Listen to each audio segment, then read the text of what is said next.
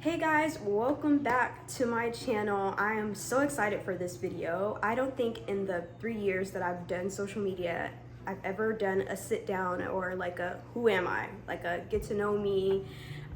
So I'm so excited to share that with you guys today. My name is Britton. I am an interior stylist in the Dallas, Texas area. So I think it'll be fun to kind of like dive into who I am behind the camera, behind the designs and the interior styling. So I am 29 years old. I live in the Dallas, Texas area. I've been married for 5 years now to my husband, who I am so happy to be doing life with. We do have a cat. So I got Zara when I was actually in college. So she's kind of like been through all phases of life with me. So yes, that is our girl. Yeah, so let's dive into some of the questions that you guys have. The first question that I think would be good to start with is, what did you do before you became an interior stylist? To take you down the genesis, I actually graduated with a degree in psychology. I went to the University of Texas at San Antonio, actually where I met my husband. Fun fact, met him on the very first day of my very first class, my freshman year. So yeah, I majored in psychology thinking that I was gonna come out of college and work with kids. I really have a passion for kind of interacting with people. Like I had the typical like grind, you get out of college, you have to find a job. I was trying to get a feel for if I really wanted to work with children, so I landed a preschool job. I think I was making like $13 an hour when I first moved to Dallas. Got an apartment, wasn't like the prettiest apartment, very humble beginnings.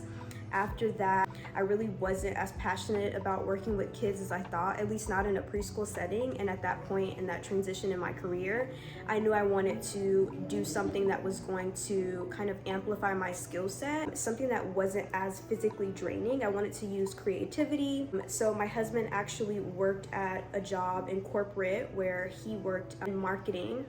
And my husband, a little bit about him, he's an entrepreneur. He owns a TV network.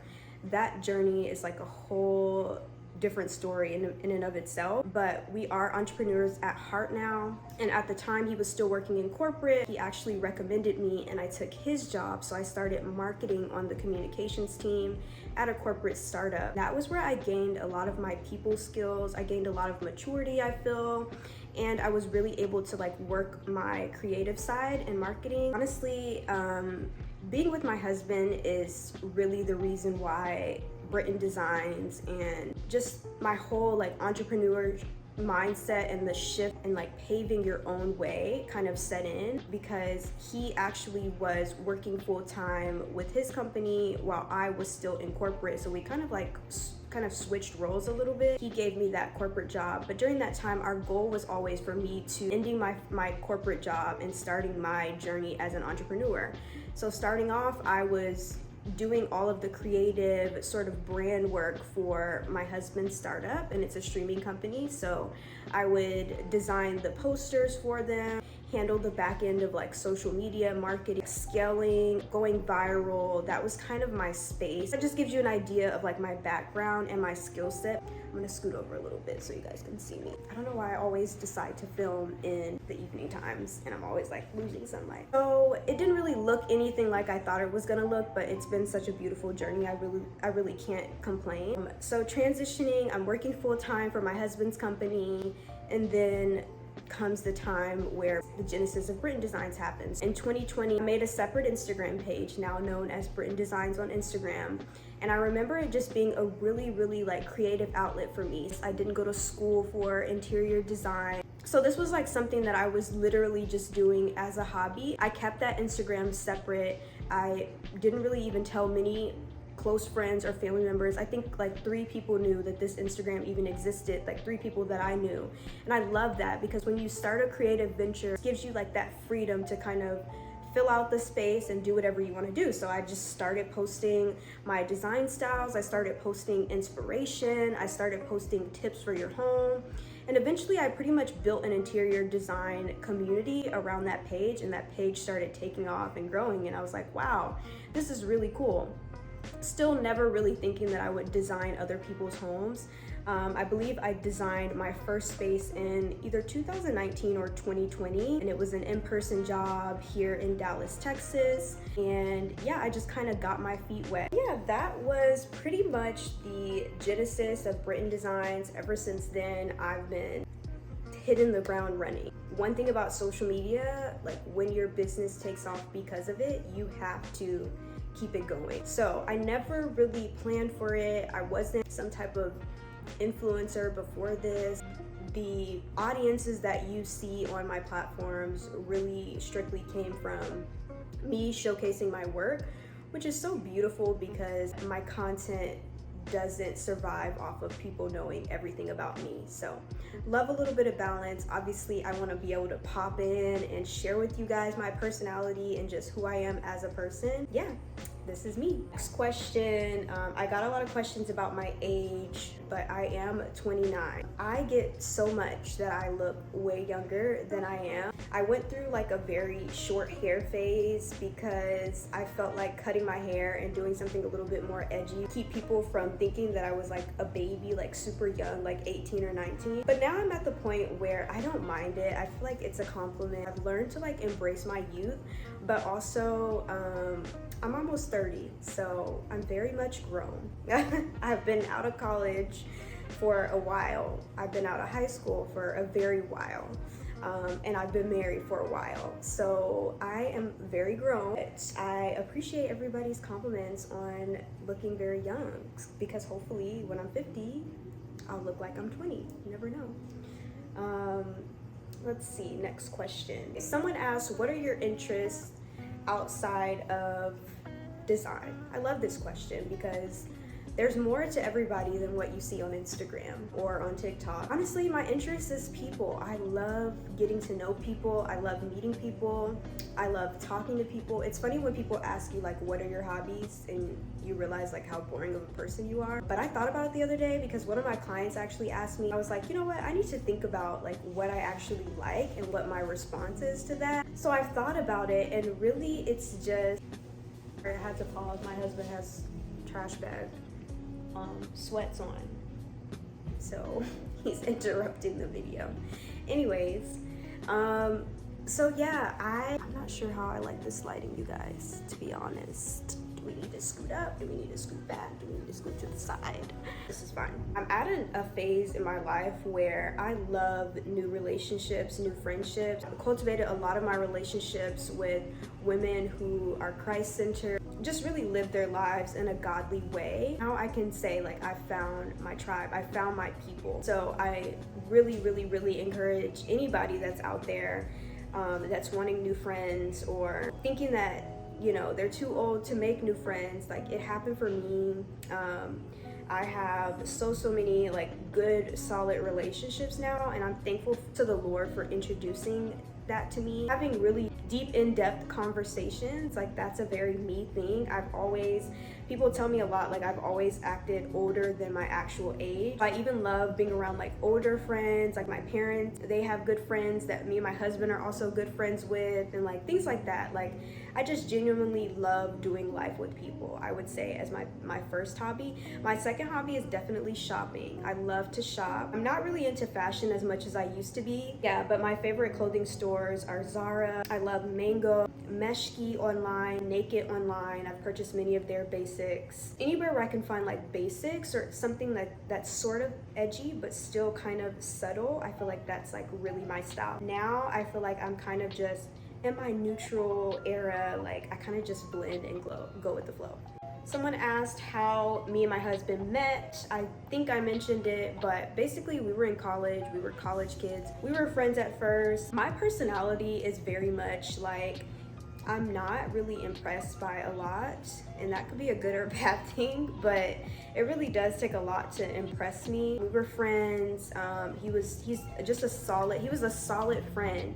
In college, I didn't have many solid friends, and he was definitely that friend. He was great, honestly, and then we both kind of found interest in each other, and kind of took off from there. We were friends way before we started dating, way before we are married now. I love where we're at now in our marriage, and I love how much of a team we are. Like, even on projects, you'll see my husband working on projects with me, and that's because we just genuinely have a love for helping each other. And even before I came to Britain Designs full time, I was helping him with his startup. We've always just enjoyed helping each other, and I love that that's our dynamic. To teach our future children the importance of that, for them to just see that Christ is our foundation, and when you're together, really, like, you can conquer anything. Someone asked, what do you look for in new relationships? I love like genuine connections. Like, I love meeting new people. I was always the person that would want to be your friend if you didn't have any friends. I'm fortunate to have so many wonderful, like, godly women in my life right now, but it wasn't always like that. And so one of the most important things I look for is that foundation. Like, is this person is someone that I can confide in spiritually? Will this person pray for me? I also look for just similarities of vulnerability. I love when people feel vulnerable around me and I can feel vulnerable around them. No connection is going to be had if you ever feel like the other person doesn't truly reciprocate that in some way or capacity. And I'm careful to say that, because I really don't like when people are like, if it doesn't serve you, leave. Like, some relationships are very fruitful with you being that person, and I feel like sometimes that's where the Lord has me, in a person's life. And so I would never just cut somebody off because something wasn't reciprocated, but in some capacity it has to be reciprocated. You have to be able to be vulnerable with me. I'm very much a long talk type of friend. I'm a lover. I love to love on people, and I try to look for some depth in my relationships. Like, do these people encourage me? Are they constantly improving themselves? Is there something that I can add, like, gain from the relationship? But most importantly, like, what can I give? Does this person allow me in their life? I'm like, I need to be pushed for the hanging out, okay? I know that, like, as a friend, like, you gotta we're gonna be back and forth on some dates for a while now, just because it's adult life, you know. But once we get there, like, the connection, the vulnerability, the talks, I'm just all about all of that. I love that. I'm a girl's girl. I didn't have that when I was a little bit younger. I can say, like, as I've come into adulthood and as I'm maturing, I love deep, passionate connections that are for a lifetime. What advice would you give to someone who is starting out as an interior stylist? I would give the advice to just start. You just need to start. And if your work is good, your work will speak for itself. Gain that confidence. The thing about me is I have always been a pretty confident person. And I found in life, like, you gain favor from people when you're confident in who you are and when you don't waver who you are. Like, I am who I am in every situation, and I feel like that's gotten me really far in my career as well. This is who I am, this is what I do, and I'm good at it, and I know that I'm good at it, and I own that. And so own that, and don't be afraid, and don't compare yourself. Like, if your Instagram or TikTok doesn't look like this certain designers or this certain content creators, like, who cares? At the end of the day, the people that you're marketing to are your potential clients, not your friends and family, not your auntie and uncle. Your audience is your clientele. Who are those people? So figure out how you're going to market yourself to those people, who those people are, what they like to see, and you'll be good from there. I do have an ebook that I will be releasing soon that's going to discuss these topics, so stay tuned for that if you're interested more in the interior styling aspect. So we're here now. I'm up on the couch. Sun has went down. It's currently 8:52 p.m. I lost my sunlight, my phone died, and this is just me, y'all, and I'm not refilming this, so the setup is not going to be perfect. And one thing about this channel that I don't want it to be is all aesthetics, because I really do want to just cultivate, like, a real community. So if you're here for aesthetics, great, I'll show you the homes that I design, but when it comes to me, this is what you get. Next question. I like this one. Someone asked, what keeps you going and motivates you? I feel like I'm a very faith-based girly. When I'm lacking spiritually, I'm lacking creatively. When I'm at my best spiritually, I'm at my best creatively. every idea, every plan, every execution has come to me through the Lord literally giving me like strategies and everything. Like it came through prayer. It came through prayer and supplication. That is how I have been able to maintain, and that is what I attribute any of my success to, is the Lord Jesus Christ.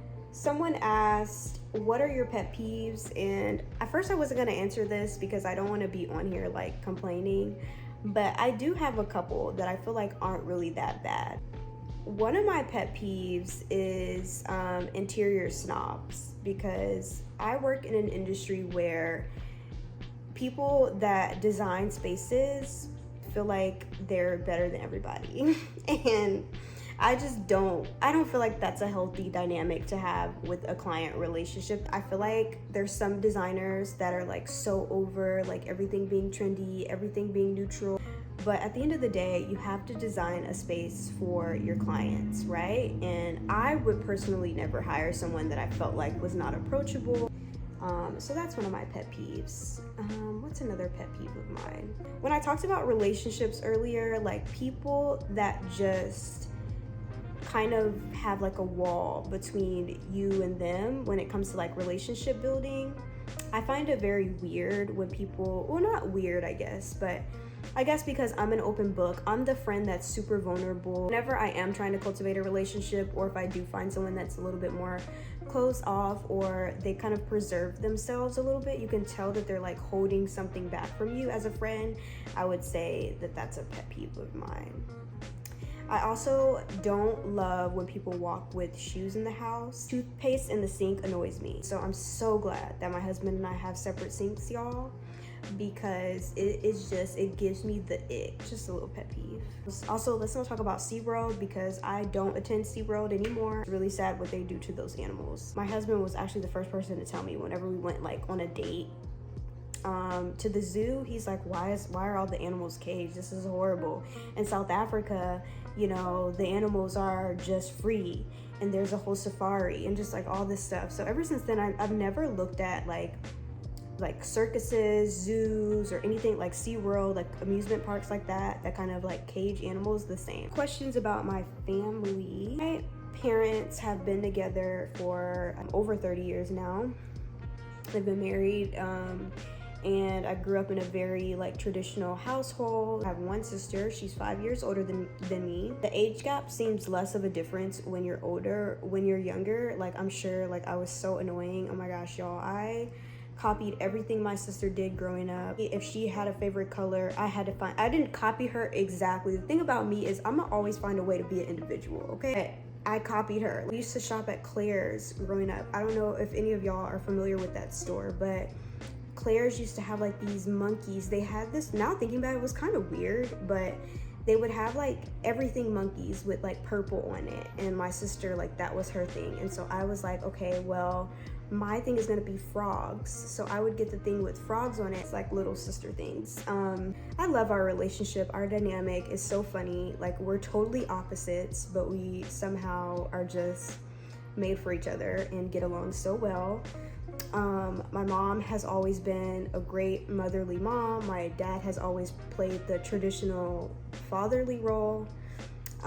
So yeah, that's my family dynamic. My husband's family, my husband is from South Africa. His mom basically came to the States and paved the way for them. So he has 3 siblings, all live in Texas. So we all live in Texas. A few last things that I would like to say that kind of just sum up me as a person. I love matcha lattes. That is my favorite drink. I won't even say matcha latte. I love matcha. I've probably tried every matcha. My life consists of trying a new matcha every other week. And I'm perfectly okay with that because I've never been a coffee person, but for some reason, matcha is just so good to me. And the funny thing about it is I was always the person that was like, nah, like matcha, it's just the hype. Like it's not really like that good. And now I really see what y'all meant whenever it was really trendy. I don't really do it for anything other than me actually liking it. I want y'all to know that I don't do things because they're popular. I do things because I like them. In summary, I love authentic relationships, which is why my job is so much fun. I do interior styling full-time. It is my full-time job. I have tons of wonderful clients across the US. And yeah, I love it here. I love YouTube, y'all. I didn't think I was gonna like YouTube, and I love YouTube. Look at me. Literally, who am I? Almost makes me emotional because I'm like, wow. Through just kind of trusting the Lord, and I'm actually doing everything that I've wanted to do in terms of content creation and continuing to build my brand. So to those of you who are watching this, I hope that this gives you a little bit more insight about who I am. This channel is not for me, it's for you. It's really not about me. It's about what you guys can gain from this channel and how I can help you. Whether you're an aspiring interior stylist, someone who wants to make their home pretty, or just someone who relates to a 29-year-old entrepreneur. Love you guys. Thank you for watching all the way through if you made it this far. Don't forget, I have to do my little YouTube plug. Don't forget to like and subscribe, comment down below, and I'll see you guys in my next video.